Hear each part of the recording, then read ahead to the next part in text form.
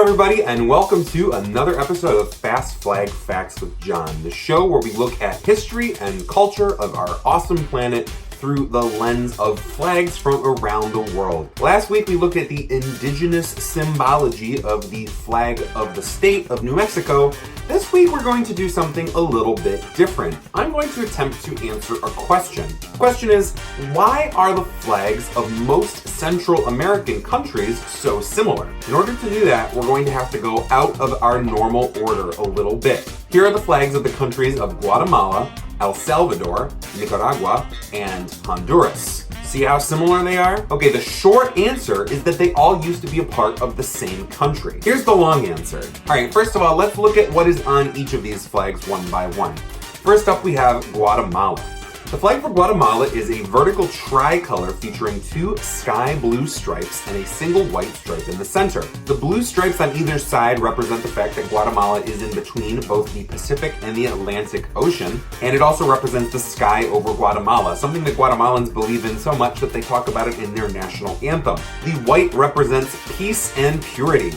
In the center is the coat of arms for Guatemala, featuring a resplendent quetzal, which is an awesome bird that is the national bird. Also in the coat of arms is a parchment scroll with the date of independence, the 15th of September, 1821.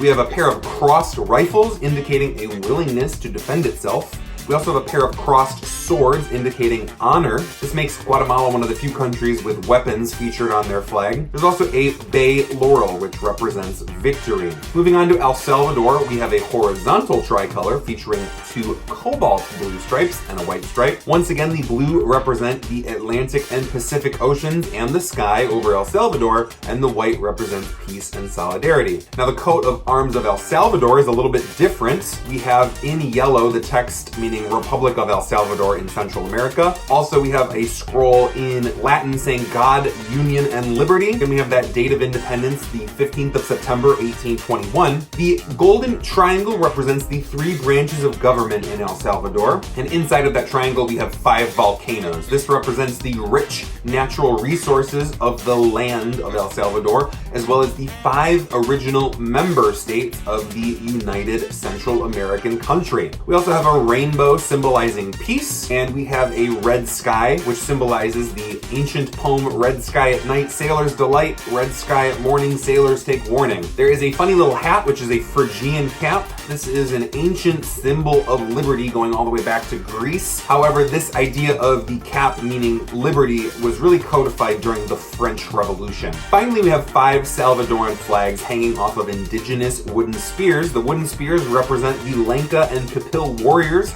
the first Central American people to fight off the Spanish first attempts at colonization. This flag is one of the few flags in the world that actually has a representation of its own flag on the flag. It's a weird thing that flags like to do. And then once again, we have a laurel wreath. Moving over to Nicaragua, we have again a horizontal tricolor, 2 cobalt blue stripes and a white stripe. The text on this flag says the Republic of Nicaragua in Central America. Again, we have the triangle and the 5 volcanoes. We have a rainbow, once again representing peace, although this rainbow features the color purple, making this one of only 2 flags in the world to have the color purple on it.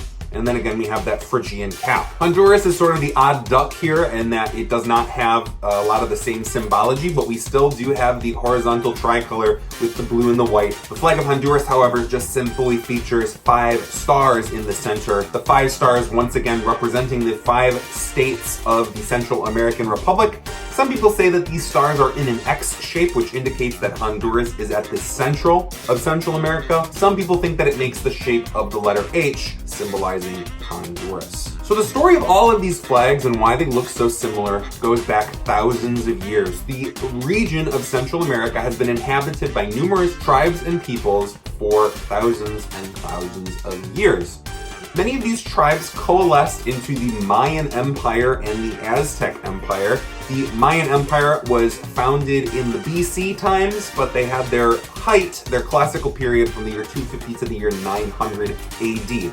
They still existed well into the 1500s, and there are still remnants of the Mayan people that are very much alive and well today. The Aztec Empire started around the year 1325 AD, much later, just like the Mayan Empire still existed well into the 1500s. This area, with these two major empires and lots of other smaller groups, was first colonized by Spain in the year 1524. After moving into what is now modern-day Mexico, Spanish conquistadors started exploring the southern region. When Central America was under the rule of Spain, the entire thing was categorized as a single district or area called the Captaincy General of Guatemala. This lasted from the 1500s until 1821. In 1821, a Congress made up largely of Criollos in Guatemala City voted to declare independence. They decided that they wanted nothing to do with Spain anymore. This was a revolution, but it was a bloodless one, helped in part because the Congress in Guatemala decided to let the executive powers that were running Central America stay in place. So the people that were put in charge of Central America by Spain, they got to be the new presidents and generals of this newly independent nation. This first period of independence lasted less than a year. It was a very difficult time. Many of the regions were in open revolt. Some people living in Central America felt that they wanted more of a clean break. They didn't like that a lot of these Spanish guys still got to be in charge. Lots of other people felt like, hey, if we can be independent from Spain, why should we be a part of this very large new nation? Why can't we be a part of a much smaller self-governance? Just a little bit later, on January 25th, 1822, these executive powers voted to rejoin an empire. This time they were joining the Mexican Empire. For more information on the Mexican Empire, watch the episode on the flag of Mexico City. Some people in Central America saw this as an improvement. As part of joining the Mexican Empire, slavery was immediately abolished and free trade was opened between the regions of Central America and the Mexican Empire. So the economy got a lot better. Many others were still very unhappy about this because they had just decided to leave an empire and they were not happy that they were joining a new one. This is where Costa Rica decides to leave the picture. Costa Rica, after voting for independence from Spain, decided not to join the Mexican Empire. This rejoining to the Mexican Empire itself lasted only about a year. After the Emperor of Mexico, Iturbide, abdicated, he gave Central America the choice of how it wanted to proceed. The powers of Central America decided once again to institute a republic, and this is where the origins of the Federal Republic of Central America got their start. This time, the nation of Central America lasted for 17 years. However, it was not entirely a peaceful time. It was beset with a lot of problems right from the beginning. The first elected president immediately turned against his own faction and voted to dissolve the assembly, sort of like the Congress. And he sort of set himself up as a dictator almost immediately. There were several periods of stability throughout the 17 years. However, they were broken up by periods of outright civil war. By the year 1840, all member states of the Federal Republic of Central America had decided to go their own way and declare complete independence. This is where we get the modern nations of Guatemala, Honduras, El Salvador, Nicaragua, and Costa Rica. While they were united as part of the Federal Republic of Central America, they used this flag. The symbology is largely the same. The origins of this united flag are themselves wrapped in mysterious origins. However, we believe that it was created by a Frenchman, a man named Commodore Louis-Michel Aury. Aury was born in Paris, France in 1788, and he died at the age of 33 in 1821. He spent his life as a privateer, which is sort of a fancy name for a legal pirate, and he represented French interests in the Caribbean. He raided many Spanish and British outposts in the Caribbean, notably raiding a Spanish outpost in the town of Trujillo in 1820. Aury and his flotilla of piratey sailors represented sort of a symbol of the potential of freedom from the yoke of Spain. During that notable raid in Trujillo, Captain Aury raised an original flag on his ship when he was attacking the Spanish ships. Now, some versions of this story say that he raised the Argentinian flag, and some versions say that he raised an original flag that just looked like the Argentinian flag.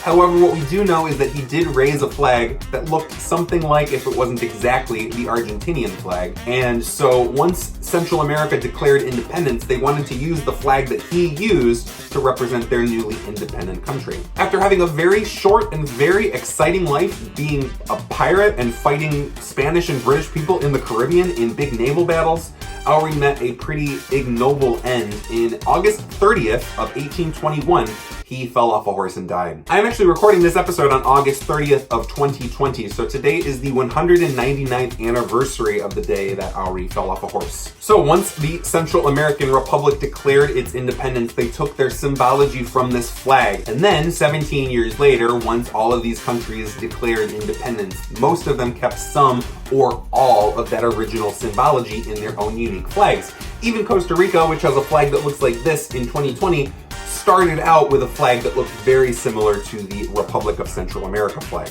So why does this matter? Why are we talking about it? And why have these countries continued to use symbology that relates to basically a failed state almost 200 years ago? Well, despite being plagued with difficulties and ultimately very short-lived, the Federal Republic of Central America symbolically represents the good old days to many of the people in the region. This was the first time that the people who lived in this area were independent from the yoke of an empire. Remember, before Mexico, they were underneath the yoke of Spain, and even before that, they were underneath the rule of the Aztec or the Mayan empires. This is also the first time that slavery became completely illegal. It was the first time that every single person in the region was truly free. Even though thousands of years ago, these were all independent people, by the time that they declared their independence from the Empire of Mexico, the region had over 300 years of shared political and cultural history. At the onset of this independence, it was believed that anything was possible. These modern flags represent a sincere desire to someday in the future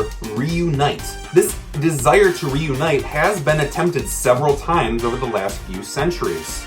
After the Treaty of Amapala was signed in 1895, the countries did actually reunite once again under a republic. This was called the United States of Central America. Sadly, this only lasted for 3 years. There was also another serious attempt in the 1920s. However, this time it did not get past the initial meetings and treaties stage. Despite the many real problems that the Republic of Central America had, there is a prevailing belief that things have been worse since these countries have been independent from each other. This is somewhat true, largely thanks to external intervention from other countries. Sorry about that.